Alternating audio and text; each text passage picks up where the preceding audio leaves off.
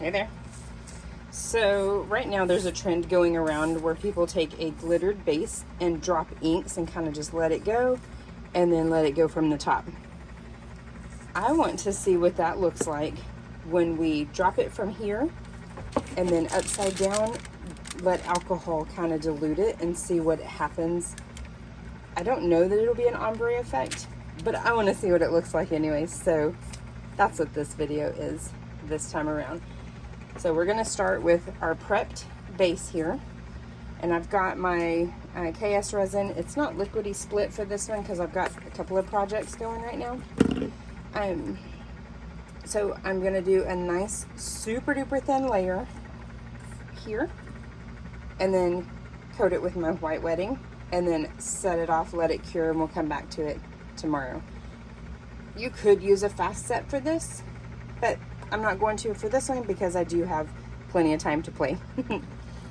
You guys know how much I love rainbow anything.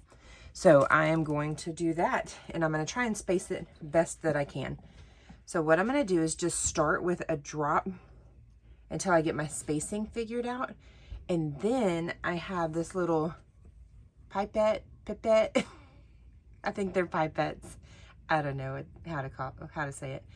And then I have a little cup of 70% alcohol that we're going to use to kind of make that a little runnier afterwards. Got all the inks shaken up, my lid's loosened up. So I see a little bald spot right there. That's not nice. So let's just kind of start it like this. And we're just going to work our way around.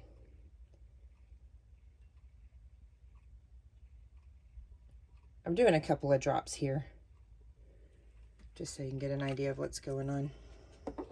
My original thought was to just put a bunch of ink here and then just pour a bunch of alcohol over it so that it would expand and go down. I don't think that's really going to be a good idea. Yep, I got a decent bald spot there. I have to take care of that.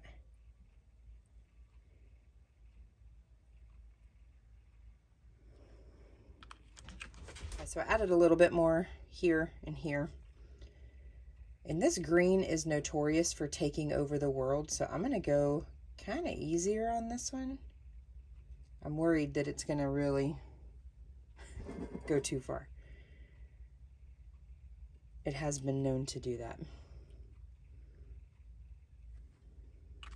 I don't know if it's runnier or just more pigmented or what, but I've always had that particular green take over. All my ink swirls that I use that one, it's like it just overpowers everything.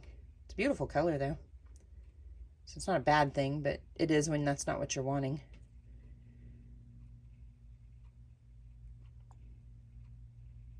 I forgot a color. I just realized I'm missing my indigo. I have an indigo. I forgot to grab it. Let's go ahead and do purple though.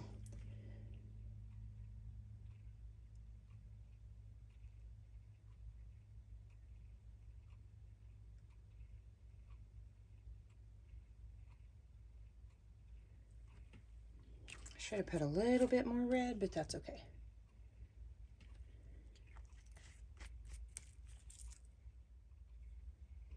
It's ultramarine blue. I think I have one that's actually called indigo, but this is almost exactly the same thing.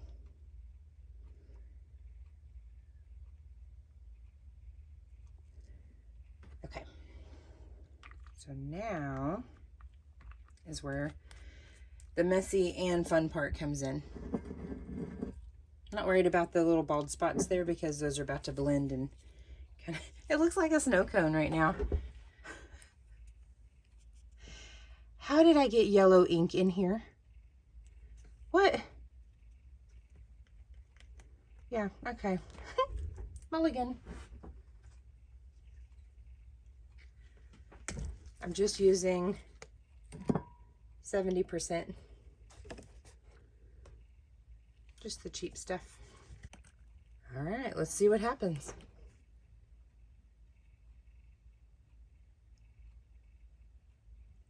Lots of bleeding.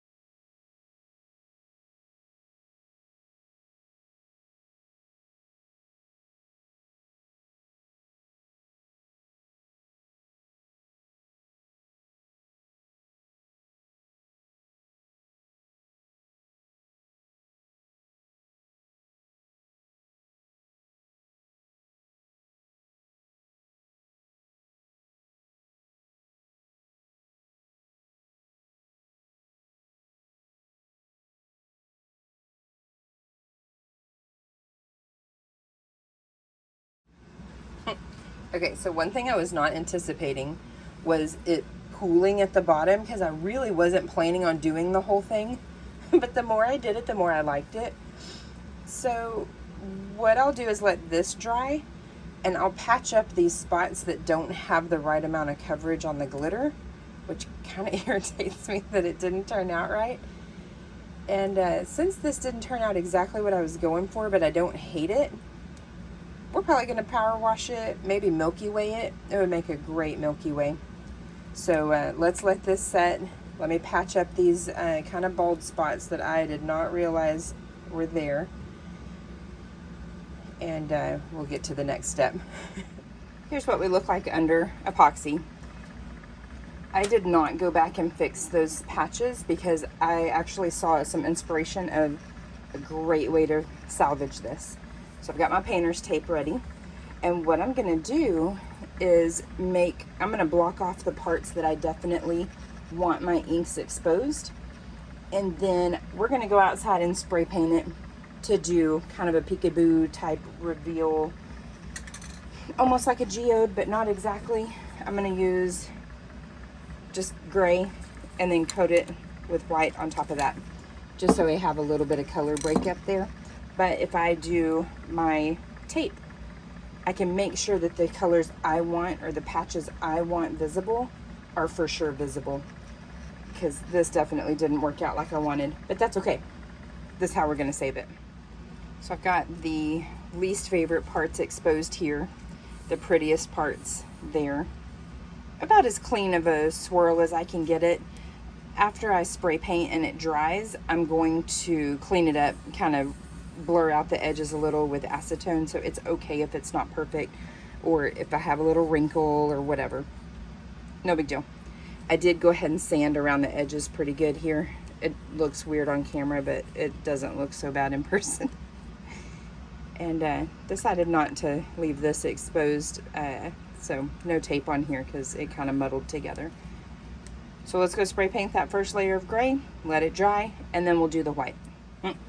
Sometimes I'm an idiot and question my sanity. I didn't sand the whole cup. I only sanded the top rim. So what I'm gonna do after this layer dries, I'm gonna switch over to the gloss. I think I had this one in my hand earlier, but I was actually using the flat finish. So I'm gonna use the gloss, and then we're gonna do that whole wax paper trick that we do on a lot of cups to kind of give it that cool textured vibe.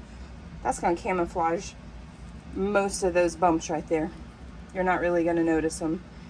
They're not bad, but you can definitely see them.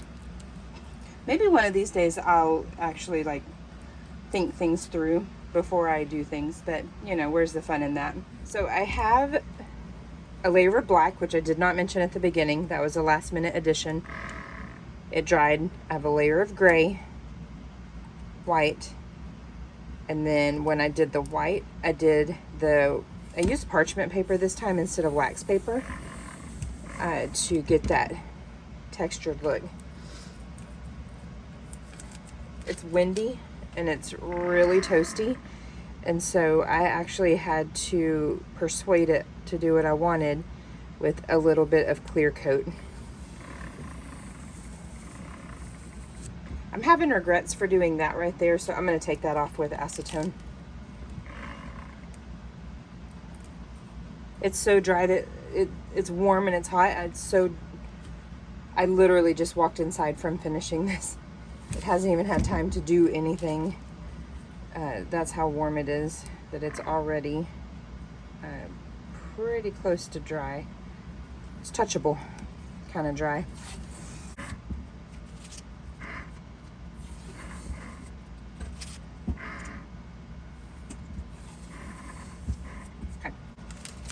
It's a little bit like a candy cane stripe. Let's see if I can get it to rotate. There we go. This is nowhere near what I pictured whenever I very first started this cup, but that's okay. We are winging it. So I'm going to take paper towel / rag / Q-tip, whatever you have, and kind of smudge up these edges here so that you get kind of a softer geode peekaboo right there. And I'm going to take all of that off of right there and soften that up. Got my Q-tip with my acetone. I did a little bit with alcohol just to kind of see what that would do, because I know that acetone can be a little harsh on our epoxy here. So I was trying to kind of avoid using that if I could, but that's all right. So what I'll do is kind of that right there, and then I'll clean up those little messes with the alcohol. But just kind of make this process a little faster using it this way.